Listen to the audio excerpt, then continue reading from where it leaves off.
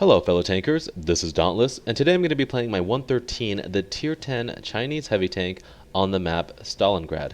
Now this map is it's pretty interesting map to say the least.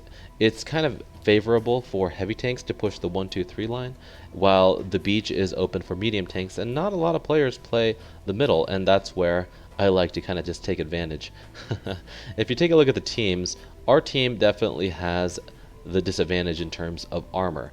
Their team, starting from the top, you know how they have a very good IS-7 player, they have a good Type 4 heavy player, very well armored vehicles alongside tanks like the E4, the 183, the E5. They definitely have a lot of armor and HP, while on our side, you know, we have softer tanks like the 50B, the AMX 5120, the Leopard PTA, etc. And the 113 isn't really the most bouncy tank as well. It's more of like a medium tank armor quality.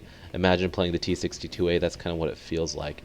And so because of that, I'm looking at their team, I'm thinking, okay, they're going to have a huge push down the 1-2-3 line, and the beach and the middle is going to probably be relatively open. So I kind of formulate a plan, and it's pretty ballsy, but I was able to pull it off, and I thought I'd show it to you guys.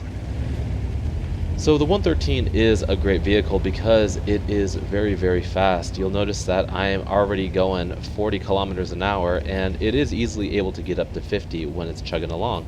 And what I want to do is kind of just spearhead the operation. I don't have anyone I'm platooning with at the moment, and in order for me to carry and get a decent game, I have to act. If I'm going to go the 1-2-3 line, that means I have to brawl with a lot of tanks that have more armor than I do, and higher penetrating guns. And I really don't want to rely on my armor, you know, that much. And I'd rather play my tank like a medium tank. This is a good spot to go to if you guys don't know of it. A lot of light tanks and medium tanks will often just scoot across here towards the beginning, and you can usually get a little bit of free damage. But I noticed that, you know, I'm now looking at the map and thinking, okay, I see the Type 4 is pushed, but there's probably not a lot more over here.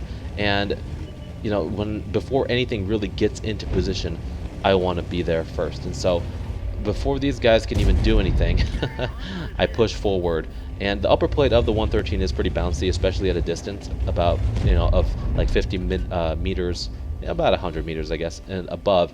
The angle is steep enough that you can auto ricochet a lot of stuff. Now the lower plate is very weak, and so you want to be moving all the time, scooting around and keeping your speed, because it'll be much harder for the enemy to hit you. Now I do bump into this good Type 4 heavy player, and I was able to put a nice, I guess not really a nice shot, it was a very low roll of 397, but I was able to put some damage into him, and he did completely bounce. Now I'm in a situation where I see that they do have a pretty decent push going on the 1-2-3 line, but there's actually a lot of vehicles over here on the beach. Now it's a lot of their low tier vehicles, and I see that their WT is lit, and then their prototype pushes forward. So I'm going to be a little bit aggressive here, push a little more forward. I do take a shot in the side from this RHM, but I'm able to shoot him and kill him. I see their charioteer is out in the open like this, and I'm able to put another quick shot in to his tank and catch him on fire. You'll notice that the rate of fire on this vehicle is quite nice, and they did buff it recently. They nerfed its gun dispersion and accuracy a little bit, but they gave it a rate of fire increase. I personally like the old 113 a little bit better, but this does make it, the DPM boost was nice for its brawling capabilities. So I know the Type 4 is around this corner, and he probably is waiting for me to peek around. I wait for this charioteer, hoping that he might cross in the open, which he doesn't, and I really just want to take out that Type 4 heavy. This prototype is around the corner as well, and I load a heat shell because the Type 4 is really well armored, and I don't think that my standard shells are going to have much of a chance of going through that thick frontal plate. So I do have repairs trained on this vehicle. You'll notice that I'm able to fix my my tracks very quickly. And I decide to take out the one-shot prototype because that thing actually has a pretty mean gun, and I don't want to risk having him put another shot into me. Actually, I don't think he did put a shot into me, but I just don't want to risk it. The less guns shooting at you, the better. Let's just put it that way. So really unfortunate I wasn't able to go through his cupola on the Type 4, and I pushed forward hoping that he would bounce my turret, but apparently he's very tall, and he puts one clean through my upper plate at that steep angle. And see where I'm shooting the tank here on the shoulders?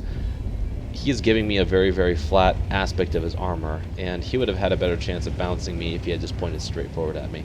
But again, those shoulders are really weak. I don't know if he knew that I knew that, but he just gave me a clean shot, and I was able to take him out very quickly. Now, within the first 4 minutes of the game, I managed to get almost 4,000 damage and completely take this side, changing the game.